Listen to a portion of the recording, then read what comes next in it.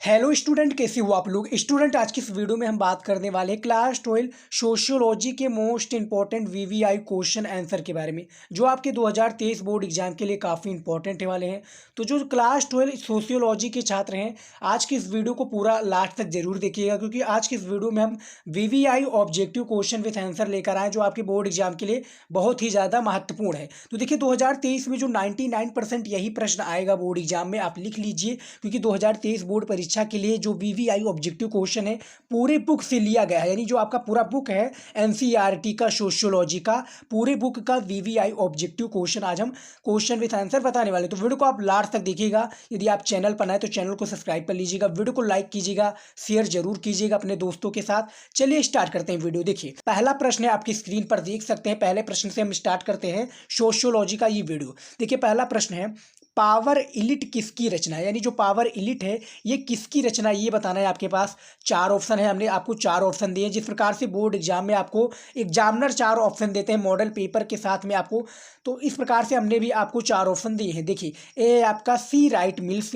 B के M Panikkar, सी Charles कूले, या D इनमें से कोई नहीं। तो पहला आपका जो प्रश्न है आप देख सकते हैं, बहुत ही ध्यान से पढ़िएगा कि पावर इलिट किसकी रचना। पहला चैप्टर का आपका है सोशियोलॉजी का, याद रखिएगा। देखिए, तो इसका जो सही उत्तर हो जाएगा ए हो जाएगा सी राइट मिल्स। यदि आपको क्वेश्चन का आंसर पहले से पता है तो हमें कमेंट में बिना हिचकिचाए आप जरूर क्वेश्चन का आंसर जरूर दीजिएगा। दूसरा क्वेश्चन देखिए, जनसंख्या को आकार को, यानी देखिए दूसरा जो प्रश्न है, जनसंख्या की आकार को निम्नलिखित में से कौन कारक प्रभावित करते हैं। यानी जो जनसंख्या का आकार है, निम्नलिखित में से कौन सा कारक प्रभावित करते हैं। आपके पास चार विकल्प है। ए है आपका जन्म दर, बी मृत्यु दर, सी निष्क्रमण, या डी इनमें से सभी। तो आप क्वेश्चन का आंसर ध्यान से देखकर तभी उत्तर का देने की कष्ट कीजिएगा, नहीं तो आपको देखेंगे कि काफ़ी स्टूडेंट जो गलती करते हैं यहीं पे करते हैं कि वो प्रश्न को देखते नहीं, उसका राइट आंसर देने में लग जाते हैं। तो आप क्वेश्चन को देखिए। तो दूसरा जो राइट आंसर हो जाएगा, इनमें से सभी हो जाएगा। यानी आपका डी ऑप्शन बिल्कुल करेक्ट हो जाएगा। यानी जन्म दर, मृत्यु दर और निष्क्रमण, ये तीनों आपका सही हो जाएगा। यानी डी इनमें से सही उत्तर हो जाएगा। तीसरा प्रश्न है आपका, देख सकते हैं, जनसंख्या वृद्धि के सिद्धांत। तीसरा जो प्रश्न है, जनसंख्या वृद्धि के सिद्धांत से कौन संबंधित है। तो आपके पास चार ऑप्शन है। देखिए, ए आपका शुरोकीन, बी माल्थस, या सी बेबर, या डी टानिज। तो जो जनसंख्या वृद्धि के सिद्धांत से संबंधित है बेसिकली वो आपके राइट आंसर हो जाएंगी, बी माल्थस जी हो जाएंगे। ये जनसंख्या वृद्धि के सिद्धांत से संबंधित है, याद रखिएगा। चलिए अगले प्रश्न की ओर बढ़ते हैं। सभी प्रश्न बहुत ही ज़्यादा इंपॉर्टेंट है, मोस्ट इंपॉर्टेंट है, आप देख लीजिएगा, पूरे बुक से ही लिया गया है। चौथा जो प्रश्न है आपका, जाति का निर्धारण होता है। तो जाति का निर्धारण किससे होता है। ए आपका जन्म दर से, बी कर्म द्वारा, सी व्यवसाय द्वारा, या डी जीवन शैली द्वारा। तो इनमें से जो जाति का निर्धारण होता है बेसिकली सभी को पता होगा कि जन्म द्वारा होता है। यानी जाति का जो निर्धारण होता है, यानी जन्म लेने के प्रारंभ में ही यदि आप जिस जाति में पैदा होते हैं उसी का जाति के अनुसार आपका नामकरण और उसी के आगे आपका सरनेम लग जाता है। तो ये आपका जन्म द्वारा होता है, ये आपका सही उत्तर हो जाएगा। पांचवा आपका क्वेश्चन है, जाति एवं वर्ग में कौन सा गुण समान है। यानी जो जात एवं वर्ग है इनमें कौन सा गुण समान है। सोशियोलॉजी का 5वां इंपॉर्टेंट प्रश्न है। ए आपका श्रेणी क्रम, बी उपलब्ध, सी जन्मजात, या डी इनमें से कोई नहीं। तो यह आप देख सकते हैं चार विकल्प हैं। देखिए, पांचवा जो क्वेश्चन है बहुत ही ज़्यादा इंपॉर्टेंट है। इनमें से ए हो जाएगा सही उत्तर, श्रेणी क्रम आपका हो जाएगा, गुण समान होते हैं। उसके बाद में 6 नंबर प्रश्न है, आप देख सकते हैं। यदि आप क्वेश्चन का आंसर पता है तो हमें बिना हिचकिचाए, मैं आपको बार बार यही बता रहा हूँ को आपको बिना हिचकिचाए क्वेश्चन का आंसर देना है। याद रखिएगा, ये जितना ज़्यादा आप क्वेश्चन को सॉल्व करेंगे उतना ही आपके लिए बहुत ही ज़्यादा इंपॉर्टेंट इसलिए होगा क्योंकि आपको बोर्ड एग्जाम में एक पेपर की स्ट्रैटेजी पता चल जाएगी कि किस प्रकार से आपको क्वेश्चन को हल करना है। तो देखिए, जो प्रश्न नंबर आपका 6 है, कास्ट एंड सोशल स्ट्रेटिफिकेशन। देखिए, caste and social stratification among Muslim in India के लेखक है। अमंग मुस्लिम इन इंडिया लेखक के हैं। तो ये आपका देख सकते हैं, आपके पास चारों विकल्प है। इनमें से जो आपको लगे सही उत्तर आप हमें बता दीजिए। तो इनमें से ए हो जाएगा इम्तियाज अहमद। यानी इम्तियाज अहमद जी पुस्तक के लेखक हैं, याद रखिएगा। चलिए अगले क्वेश्चन की ओर बढ़ते हैं। हमारा 7वां प्रश्न जो है, निम्नलिखित में से जनजातीय समुदाय की एक विशेषता कौन सी है। यानी जो निम्नलिखित में से आपके पास चार विकल्प हैं, इनमें से बताया जा रहा है कि निम्नलिखित में से जनजातीय समुदाय की एक विशेषता कौन सी है। ए आपका समान भाषा, बी धार्मिक संस्कार, सी अस्थायी संबंध, या डी अदालत द्वारा तलाक। तो जो 7वां नंबर प्रश्न है इसका सही उत्तर है, आई होप हमने कमेंट में आपने बता दिया होगा। तो इसका 7वें का ए हो जाएगा, समान भाषा जो समुदाय की एक विशेषता है। याद रखिएगा, जनजातीय जो समुदाय है इसकी एक विशेषता सामान्य भाषा हो जाएगी। उसके बाद में 8वां प्रश्न है आपका, परिवार वे कारखाने हैं जहाँ मानव व्यक्तित्व का उत्पादन होता है। यानी जो परिवार है वे कारखाने हैं जहां मानव व्यक्तित्व का उत्पादन होता है। ये किसकी युक्ति है ये आपको बताना है, यानी ये किसने कहा है, यानी ये जो कथन है ये किन्होंने कहा है ये आपको बताना है। ए आपका MC Smith, B DH J Morgan, C GP Murdoch, या डी जो है टी पार्सन्स। तो 8वां प्रश्न का आई होप कि आपने उत्तर हमें कमेंट में बता दिया होगा। देखिए इसका सी हो जाएगा, GP मॉर्डोक, जो परिवार के कारखाने के बारे में बता रहे हैं कि परिवार वे कारखाने जहां मानव व्यक्तित्व का उत्पादन होता है। तो 8वें का आपका राइट आंसर हो जाएगा, 8वां का जो प्रश्न हो जाएगा डी हो जाएगा, डी पार्सन। यानी 8वां का जो प्रश्न है इसका डी पार्सन्स आपके सही उत्तर हो जाएंगी। चलिए अगले प्रश्न की ओर बढ़ते हैं। देखिए आपका प्रश्न 9th है, आर्य समाज की स्थापना कब हुई। यानी जो आर्य समाज है इसकी स्थापना कब हुई ये आपको बताना है। आपके पास 4 विकल्प हैं, देख सकते हैं। चारों विकल्प में जो लगे काफ़ी स्टूडेंट तो इसका राइट आंसर हमें दे दिए होंगे। तो 9th नंबर जो प्रश्न है इसका सही उत्तर हो जाएगा आंसर सी, 1875। याद रखिएगा 9th नंबर प्रश्न का आंसर सी हो जाएगा 1875। जो आर्य समाज की स्थापना हुई बेसिकली वो 1875 में हुई, याद रखिएगा। अगले प्रश्न की ओर बढ़ते हैं, देख सकते हैं अगला प्रश्न जो क्या है। अगला प्रश्न है 10वां, अनुसूचित जाति तथा जनजात अधिनियम किस वर्ष लागू किया गया। यानी जो अनुसूचित जनजाति और तथा जनजात है ये किस वर्ष लागू है ये आपको बताना है बेसिकली। तो इनमें से सही उत्तर जो आपका हो जाएगा वो कौन सा हो जाएगा, 10वें का वी हो जाएगा। याद रखिएगा वर्ष 1989 में। यानी जो अनुसूचित जाति तथा जनजात अधिनियम लागू हुआ वो वर्ष 89 में, वर्ष 1989 में हो जाएगा। यानी बी इसका सही उत्तर हो जाएगा, करेक्ट आंसर। उसके बाद में 11 नंबर प्रश्न है आपका, भारतीय संविधान के किस अनुच्छेद में राष्ट्रीय अनुसूचित जातियों के लिए प्रतिबंध है। यानी जो भारतीय संविधान के अनुच्छेद हैं उनमें जो राष्ट्रीय अनुसूचित जातियों के लिए प्रतिबंध है, यानी उसको मना है जाने के लिए अनुसूचित जनजाति को, तो वो कौन सा आपका अनुच्छेद है ये आपको बताना है। तो 11 नंबर प्रश्न भी काफ़ी इंपॉर्टेंट है, इसको लिख लीजिएगा। जो आपको चाहिए ये सभी जो आपको क्वेश्चन में बता रहा हूँ, यदि आपको PDF चाहिए तो आपको हमारे वेबसाइट पर विजिट करना होगा। वेबसाइट का नाम है शिवम स्टडी नॉलेज। आप गूगल पर जाकर सर्च करेंगे शिवम स्टडी नॉलेज, आपको हमारा वेबसाइट दिख जाएगा। वहाँ पर आप सभी चीज़ें जो मैं पढ़ाता हूँ सभी चीज़ें का आपको वीडियो का आपको मिल जाएगा। आप जाकर वहाँ पर PDF बहुत ही ईजिली डाउनलोड कर सकते हैं। आपको क्वेश्चन विथ आंसर जो हम PDF बना रहे हैं इसका भी आपको PDF वहाँ पर मिल जाएगा। आप जाकर वहाँ से डाउनलोड क्वेश्चन विथ आंसर कर सकते हैं। तो 11वां नंबर जो प्रश्न का सही उत्तर हो जाएगा आंसर डी हो जाएगा। अनुच्छेद 335 में बताया गया है कि जो भारतीय संविधान के किस अनुच्छेद में राष्ट्रीय अनुसूचित जातियों के लिए जो प्रतिबंध है अनुच्छेद 335 है, याद रखिएगा। उसके बाद में 12वां नंबर प्रश्न है अन्यथा, यानी अन्यथा सक्षम वर्ग की विषमता है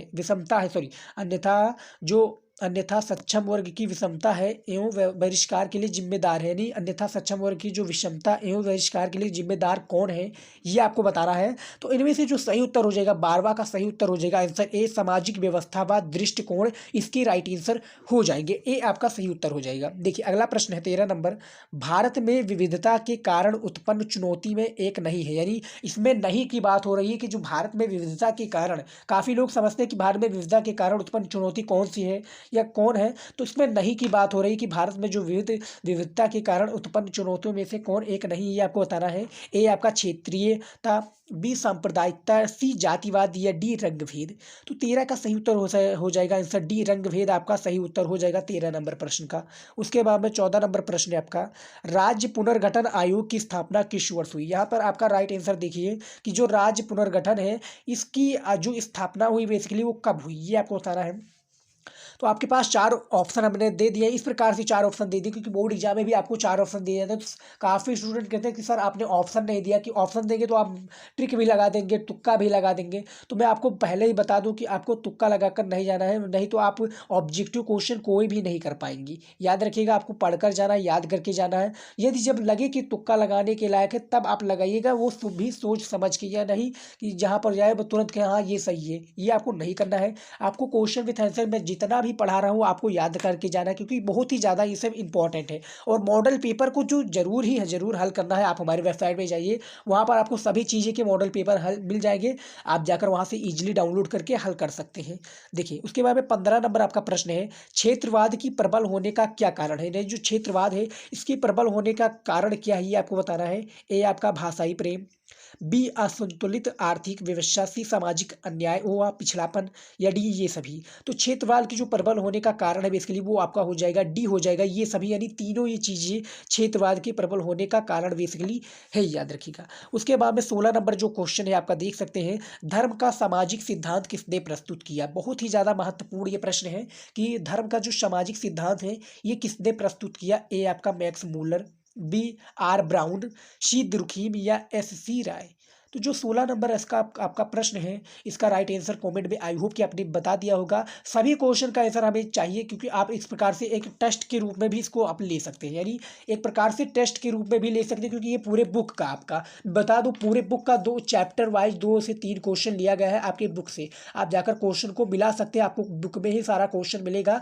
और यदि आपने तैयारी की होगी तो आपको इसको राइट आंसर तो आपको पता होगा, तो हमें कमेंट में जरूर बताइएगा कि सर हमने क्वेश्चन का आंसर पहले से आता था और इस तरह हमने हल कर दिया है। तो 16 नंबर जो प्रश्न है कि धर्म का जो सामाजिक सिद्धांत है किसने प्रस्तुत किया, तो इसका 16 का सी हो जाएगा, दुर्खीम इसके राइट आंसर हो जाएंगी।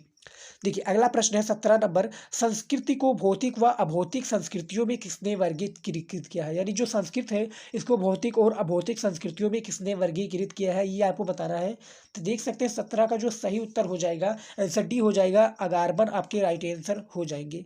उसके बाद में 18 नंबर प्रश्न है, भारत में आधुनिकीकरण का प्रमुख कारक है। यानी जो भारत में आधुनिकीकरण का प्रमुख कारक है ये क्या है। ए आपका औद्योगिकरण, बी नगरीकरण, सी पश्चिमीकरण, या डी इनमें से सभी। तो 18 नंबर जो प्रश्न है आपका इसका सही उत्तर हो जाएगा आंसर डी हो जाएगा, याद रखिएगा इनमें से सभी। यानी जो औद्योगिकरण व नगरीकरण पश्चिमीकरण है ये तीनों आपका आधुनिकीकरण का प्रमुख कारण हो जाएगा।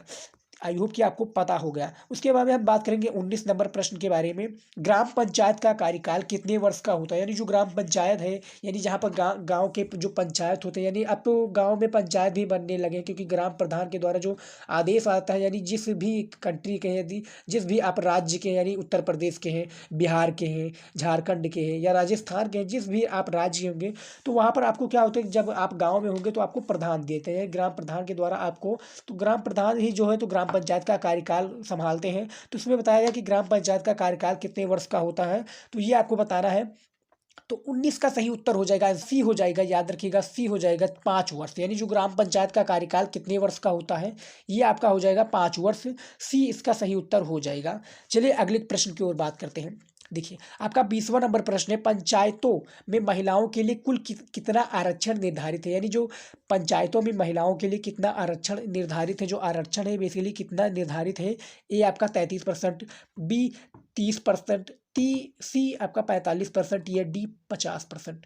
तो जो पंचायतों में महिलाओं के लिए जो कितना आरक्षण निर्धारित है बेसिकली ये आपका सही उत्तर हो जाएगा, आंसर ए हो जाएगा, 33% जो महिलाओं के लिए आरक्षण निर्धारित है। चलिए अगले प्रश्न की ओर बढ़ते हैं। देखिए अगला प्रश्न जो हमारा 21 नंबर प्रश्न है, हरित क्रांति का सर्वाधिक प्रभाव किस राज्य पर पड़ा। यानी जो हरित क्रांति है जो कि कृषि से संबंधित है, आपका इस प्रकार से भी क्वेश्चन पूछ लिया जाएगा कि हरित क्रांति किससे संबंधित है। आपके पास 4 ऑप्शन दे दिए जाएंगे, कृषि उत्पादन, जल उत्पादन, व्यवसाय उत्पादन, या कुछ भी आपको दे देंगे न दीजिए, लेकिन इनमें से बस आपका एक ही राइट आंसर होगा। आपको पता होगा कि कृषि से संबंधित है हरित क्रांति बस। तो जो हरित क्रांति की यहाँ पर बात हो रही है कि किस राज्य पर प्रभाव पड़ा, तो वो आपका हो जाएगा ए, पंजाब पर सबसे ज्यादा हरित क्रांति का सर्वाधिक प्रभाव पड़ा। उसके बाद में 22 नंबर आपका प्रश्न है, निम्न में से किस भाषा में रैयत का अर्थ कृषक होता है।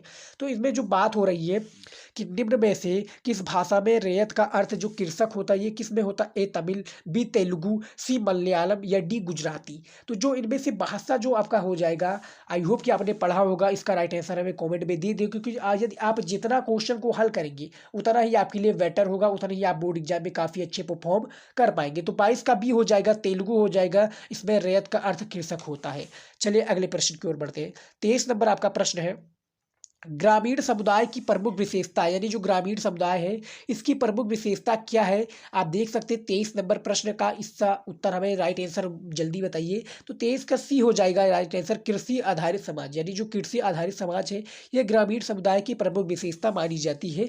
याद रखिएगा ग्रामीण जो समुदाय है इसकी जो प्रमुख, यानी जो प्रमुख चर्चित और प्रमुख विशेषता वो कृषि है। यानी कृषि से ही लोग गाँव में, समाज में कृषि ही किसान लोग रहते हैं गाँव में। 24 नंबर आपका प्रश्न है, भारत की आर्थिक नीति किस प्रकार की, यानी जो भारत में आर्थिक नीति है ये किस प्रकार से है। ए आपका सार्वजनिक क्षेत्र प्रधान, बी निजी क्षेत्र प्रधान, सी मिश्रित क्षेत्र प्रधान, या डी इनमें से कोई नहीं। तो 24 का सही उत्तर हो जाएगा आंसर सी मिश्रित क्षेत्र प्रधान, इसकी राइट आंसर हो जाएंगे। 25 क्वेश्चन है। उसके बाद में 25 नंबर यानी 25 नंबर आपका प्रश्न है, औद्योगिक क्रांति सर्वप्रथम कहाँ हुई। यहाँ तो बहुत ही ज़्यादा इंपॉर्टेंट ये क्वेश्चन है, हमारा आखिरी क्वेश्चन है सोशियोलॉजी का, कि औद्योगिक क्रांति सर्वप्रथम कहाँ हुई। ए आपका अमेरिका, बी रूस, सी फ्रांस, या डी इंग्लैंड। तो जो औद्योगिक क्रांति सर्वप्रथम हुई बेसिकली वो आपका हो जाएगा आंसर डी हो जाएगा, इंग्लैंड इसका राइट आंसर हो जाएगा। जो कि औद्योगिक क्रांति के लिए सर्वप्रथम लड़ाई या सर्वप्रथम क्रांति हुई वहाँ पर आपका इंग्लैंड हो जाएगा। तो ये कुछ 25 मोस्ट इंपॉर्टेंट क्वेश्चन थे जो आपकी बोर्ड एग्जाम के लिए काफ़ी इंपॉर्टेंट थे। लाइक कीजिएगा, वीडियो को शेयर कीजिएगा, और चैनल को, हम नए हैं तो चैनल को सब्सक्राइब कर लीजिए, क्योंकि हम ऐसे ही वीडियो लाते रहेंगे। और आपको यदि आपका इसका पीडीएफ चाहिए तो आपको हमारे चैनल पर, आपको हमारे वेबसाइट पर जाना होगा, वहाँ पर आप शिवम स्टडी नॉलेज सर्च करेंगे, आपको पीडीएफ मिल जाएगा, ईजिली डाउनलोड कर सकते हैं। तो मिलते हैं नेक्स्ट वीडियो में। जय हिंद।